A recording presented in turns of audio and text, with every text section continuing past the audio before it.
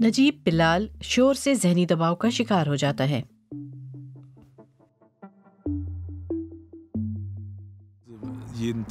ہر روز جب میں باہر ہوتا ہوں تو فائر بریگیڈ اور کئی گاڑیوں کا بہت سا شور مجھے پریشان کرتا ہے، اور کچھ تنگ کرنے والے لوگ بھی میرے لیے کبھی کبھی شدید سٹریس کا سبب بنتے ہیں۔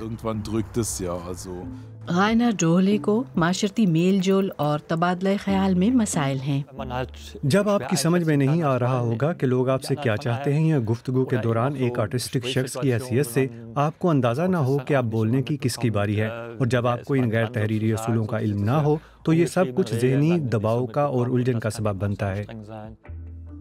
ایک اندازے کے مطابق آبادی کا 2% آٹزم کا شکار ہے۔ بہت سے انسانوں کو نہیں پتا ہوتا کہ وہ آٹزم کا شکار ہیں۔ رائنا ڈولے کو 30 سال کی عمر میں آٹسٹک ہونے کا پتہ چلا۔ پہلی نظر میں دیکھنے والے کو شاید یہ اندازہ نہ ہو سکے کہ میں آٹزم کا شکار ہوں۔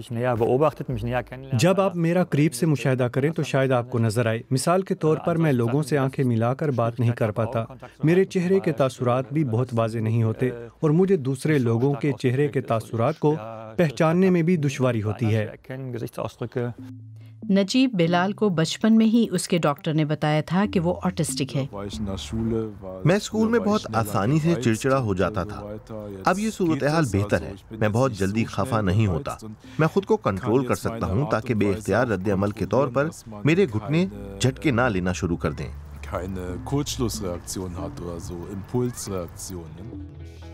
کچھ لوگوں کو اسٹریس سے نمٹنے کے خاص طریقے آتے ہیں۔ رائنر کو حکمرانوں کے اور سڑکوں کے ناموں کی لسٹ تحریر کرنا پسند ہے۔ اس نے برلن کی 10,000 سے زائد سڑکوں کے روڈ سائنز کی تصاویر اتاری۔ آٹزم کی بہت سی مختلف اشکال ہیں، لیکن یہ تمام لوگ غیر معمولی قابلیت کے حامل نہیں ہوتے۔ ہر آرٹسٹک شخص کی فوٹوگرافک میموری یا حافظہ نہیں ہوتا۔ بہت سے ایسے ہوتے ہیں جن کی ذہانت اوسط سے کم ہوتی ہے۔ بہت سے آٹسٹک لوگوں کو تعصبات کا سامنا ہوتا ہے۔ مجھے یہ بات بہت افسردہ کر دیتی ہے کہ اکثر لوگ یہ سمجھتے ہیں کہ آٹزم کے شکار افراد احمق ہوتے ہیں۔ میرا یہ ماننا ہے کہ آٹزم کے شکار افراد میں کمزوریاں اور طاقت دونوں پائی جاتی ہیں۔ میرے خیال سے یہ صرف معذوری یا عیب نہیں ہے۔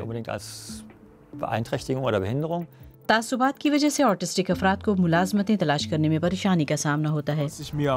میری دلی خواہش ہے کہ روزگار کے دفاتر میں آٹسٹک لوگوں کے مسائل ملحوظ رکھے جائیں اور ان کے لیے مزید کام کیا جائے۔ میں اپنے ذاتی تجربے سے یہ جانتا ہوں کہ ان دفاتر میں کام کرنے والے زیادہ تر کارکن آٹسٹک افراد کے مسائل کی بابت کچھ نہیں جانتے، نہ ہی ان سے نمٹنے کی ان کو تربیت دی جاتی ہے۔ مجھے سب سے بڑا مسئلہ بیوروکریٹک لینگویج یا دفتری زبان لگتی ہے۔ نجیب بلال کو آخرکار 4 سال قبل مستقل ملازمت ملی۔ رائنر ڈولے مترجم کے حیثیت سے کام کرتے ہیں۔ ان دونوں کی تمام آٹسٹک افراد کے مستقبل کے لیے چند خواہشات ہیں۔ آرٹسٹک افراد کو ان کی منفرد خصوصیات کے ساتھ اسی طرح تسلیم کیا جائے جیسے کہ وہ قدرتی طور پر ہیں۔ ان میں اور دیگر افراد میں پائے جانے والے فرق کو ملحوظ رکھا جائے، انہیں معاشرتی طور پر الگ تھلگ نہ کیا جائے۔